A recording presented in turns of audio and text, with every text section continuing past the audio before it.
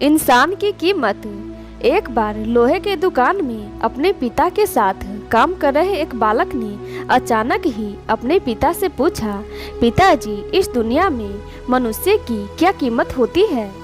पिताजी एक छोटे से बच्चे से ऐसा गंभीर सवाल सुनकर हैरान रह गए। फिर वे बोले, बेटी, एक मनुष्य की कीमत आंकना बहुत मुश्किल है, वो तो अनमोल है। फिर बालक बोले, क्या सभी उतने ही कीमती और महत्वपूर्ण हैं? तो पिताजी बोले, हाँ बेटे।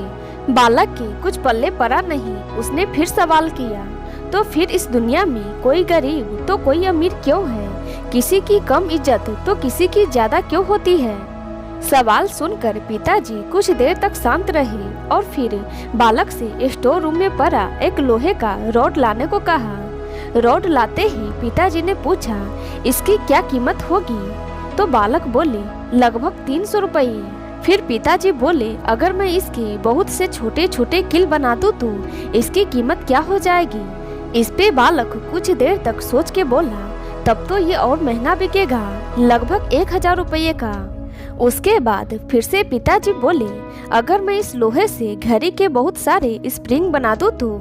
बालक कुछ देर तक सोचता रहा और फिर एकदम से उत्साहित होकर बोला, तब तो इसकी कीमत बहुत ज्यादा हो जाएगी। फिर पिताजी उसे समझाते हुए बोले, ठीक इसी तरह मनुष्य की कीमत इसमें नहीं है कि अभी वो क्या है, बल्कि इसमें है कि वो अपने आप को क्या बना सकता है।